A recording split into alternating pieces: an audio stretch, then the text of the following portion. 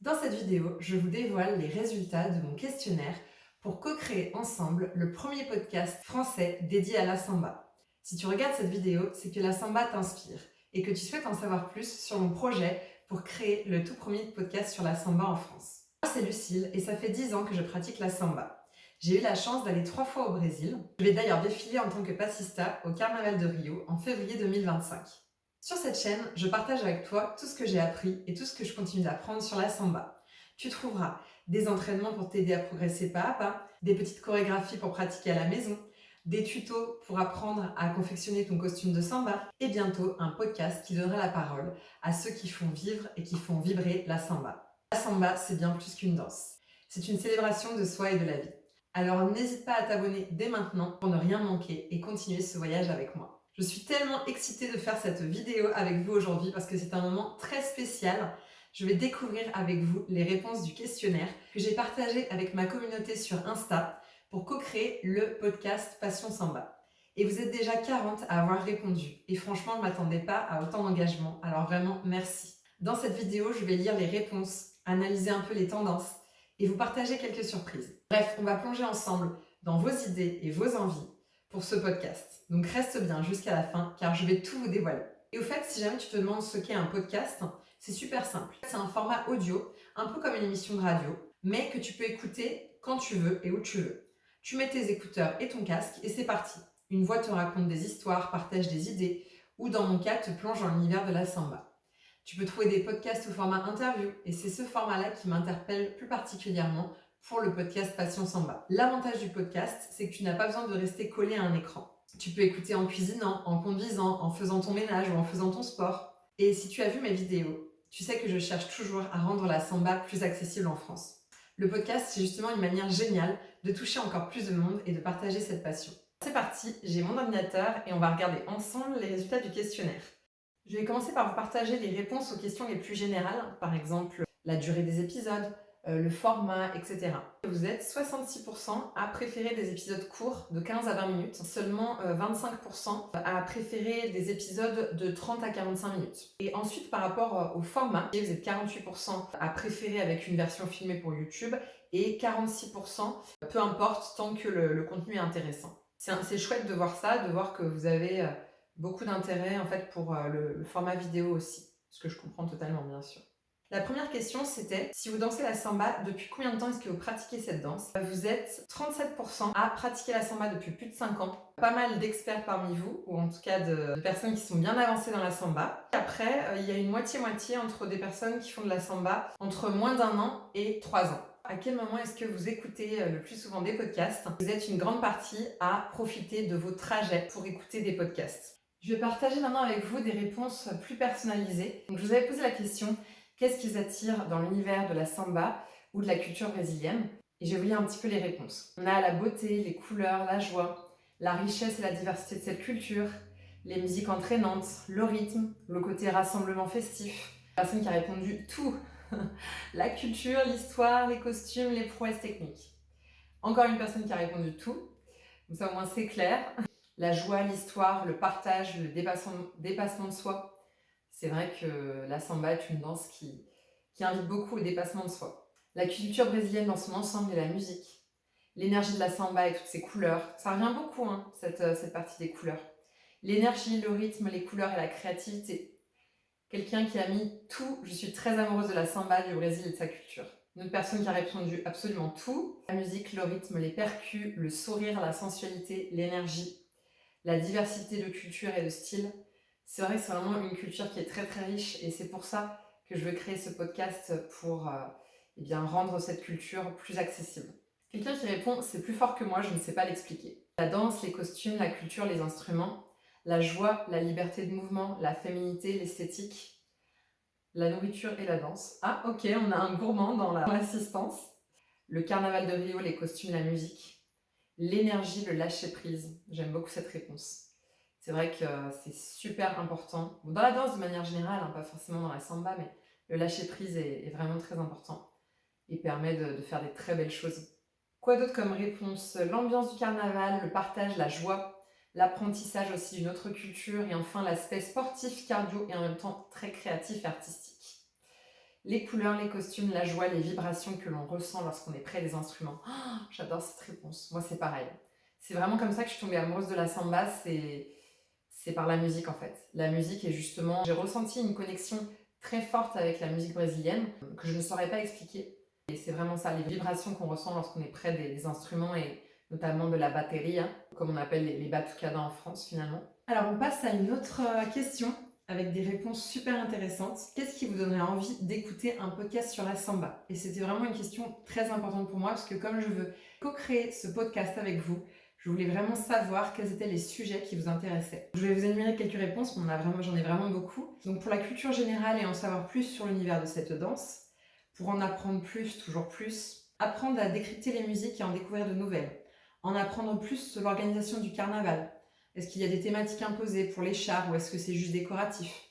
Apprendre les origines de cette danse, avoir les points de vue des danseurs sur ce qui les passionne, leur parcours, des trucs pour améliorer sa technique, des infos sur les événements de samba. On a beaucoup de personnes qui demandent des conseils pour progresser. Que le podcast soit pédagogique et au plus près des locaux. Avoir plusieurs contenus intéressants en faisant interagir les acteurs clés du samba nopé et de la culture du samba carioca en général. Sambiste, directeur de Ala de Passistas, rythmiste, mestre de bateria, costurera de fantasias, passionné de samba en France, etc. Connaître un peu mieux la vie des passistas et muses des grandes écoles. Qu'est-ce qu'il y a d'autre encore qui vous donnerait envie d'écouter un podcast sur la samba pour progresser et m'évader, pour écouter la vision de l'autre? Des portraits qui ont influencé la culture et la danse de la samba. S'il y a des conseils sur la technique, la posture et une approche de la culture brésilienne et de l'histoire du carnaval. En tout cas, sachez qu'il n'est pas trop tard pour répondre au questionnaire. Vous trouverez le lien dans la description de la vidéo. Je vous demandais aussi de me donner des noms de personnes que vous aimeriez que j'interviewe dans le podcast. Alors, vous êtes nombreux à m'avoir donné des noms de Brésiliens, comme Pablo Guerrero, Patrick Carvalho, Carlinhos do Salgueiro. Et c'est vrai que ce serait vraiment génial de pouvoir interviewer des Brésiliens. Il faudrait que je vois comment je pourrais me débrouiller pour les interviewer du coup en portugais. Ensuite, pouvoir mettre en place une traduction en français. Alors pour les interviews vidéo, il n'y aurait pas de souci. Je pourrais mettre les traductions dans les sous-titres. Mais pour le format de podcast, ça risque d'être un petit peu plus compliqué. Donc je vous ai demandé quel type d'invité est-ce que vous aimeriez entendre. Et là, les résultats sont quasiment tous identiques. Vous souhaitez entendre des danseurs professionnels, des musiciens du samba, des historiens de la culture brésilienne et des femmes ayant transformé leur vie grâce à la samba. Je vous ai aussi demandé ce que vous aimeriez absolument que j'intègre dans le podcast. Et là encore, j'ai reçu beaucoup de réponses, des réponses très riches. Je vais vous en lire quelques-unes. Il y a quelqu'un qui demande un épisode thématique sur le carnaval de Rio pour expliquer comment est financé le carnaval, combien de jours ça dure, quelles sont les écoles en compétition, comment elles sont départagées, etc. On a une autre personne qui nous dit « J'aimerais que soit intégrée la notion de respect de la culture du carnaval en tant que personne étrangère. Ne pas oublier qu'on est invité, qu'on nous fait une place. Ne pas prendre le fait de participer au carnaval comme un énième truc à cocher sur sa to-do list. » Et je suis totalement d'accord avec cette personne. Défiler au carnaval de Rio, c'est pas censé être un truc sur ta bucket list en mode truc à faire dans ma vie, etc. Pisar au chão do sambódromo, donc c'est-à-dire poser ses pieds sur le sol du sambódromo. Il faut le faire avec beaucoup de respect. Le carnaval, c'est pas un jeu, c'est pas un amusement, c'est un concours. Les écoles se préparent pendant des mois et des mois, quasiment 1 an à l'avance pour le carnaval. Il y a énormément de travail derrière. Et malheureusement, le carnaval de Rio est un business. Depuis des années, il y a beaucoup de touristes qui peuvent, s'ils souhaitent défiler au carnaval de Rio, moyennant une certaine somme, ils vont payer des costumes qui vont leur coûter très cher. Cet argent va revenir aux écoles de samba, mais malheureusement, très souvent, ces personnes-là sont des touristes qui ne savent absolument rien du carnaval et qui n'ont aucun respect pour la culture. Donc je suis totalement d'accord avec cette personne-là. Et cette personne dit aussi, il est important de toujours rappeler l'origine noire du samba, ses racines africaines, les orishas. Alors les orishas, c'est les divinités afro-brésiliennes. J'en parle justement dans mes articles sur Passion Samba. J'ai dédié un article à Yemanja, qui est la déesse de la mer et de la fertilité. On arrive bientôt à la fin de cette vidéo. Je vous avais aussi demandé dans le questionnaire pourquoi est-ce que vous aimiez suivre mes projets. Et je voulais juste vous remercier pour votre bienveillance et pour vos retours qui m'ont vraiment fait très chaud au cœur. Là, j'ai par exemple une personne qui dit « Parce que tu transformes des vies avec ton énergie ». Merci beaucoup. Franchement, ça me touche trop de lire ça. Tes projets sont intéressants, prenants, motivants. Passion qui transparaît dans le contenu. Pour tes good vibes, ta passion pour la samba. parce que je t'aime bien et j'admire ceux qui réalisent leurs rêves. Merci beaucoup, vraiment, ça me touche trop. J'aime beaucoup suivre des personnes enthousiastes en danse, pas que le samba, qui aiment partager leurs connaissances. Je suis contente qu'il y ait un podcast francophone sur le sujet qui démocratise la culture de la samba. Ta passion donne envie d'approfondir et de connaître cette danse. Tu arrives à transmettre tellement d'ondes positives que c'est contagieux. Je me nourris de différentes approches et personnes qui parlent de la samba et j'aime l'idée novatrice d'un podcast ou d'une vidéo YouTube qui parle de samba. Quelqu'un qui me dit c'est hyper intéressant de voir ton implication et puis j'adore la danse et les costumes. Et j'ai cette dernière réponse vraiment qui me touche encore plus. Donc merci beaucoup. Je sais pas si tu es en train de regarder cette vidéo.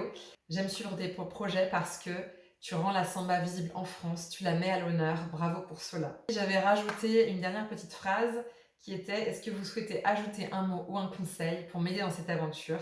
Et là, j'ai eu une explosion d'amour réellement. J'ai eu du vamonos. Peut-être que ce sera difficile au début, mais je suis sûre que ce podcast sera très intéressant et qu'il intéressera à beaucoup de personnes. Quelqu'un qui me dit en portugais "Não desista". Bien sûr que oui, je ne vais pas désister, c'est comment, je ne vais pas abandonner. Bien sûr que oui, je ne vais pas abandonner. Je suis quelqu'un de super déterminé, donc c'est clair que je ne vais pas abandonner. Même si j'ai conscience que c'est très dur de créer un podcast et que je n'ai absolument aucune idée de ça, que voilà, j'ai dû prendre une formation pour me lancer dans ce projet. J'ai dû acheter une formation podcast et j'apprends tout de zéro pour mettre en place ça. Donc c'est un énorme investissement personnel, financier et tout ça. Sincérité plus passion, ça va le faire. Une autre personne qui me dit fonce, mais oui, mais bien sûr que je vais foncer, merci, ça fait plaisir.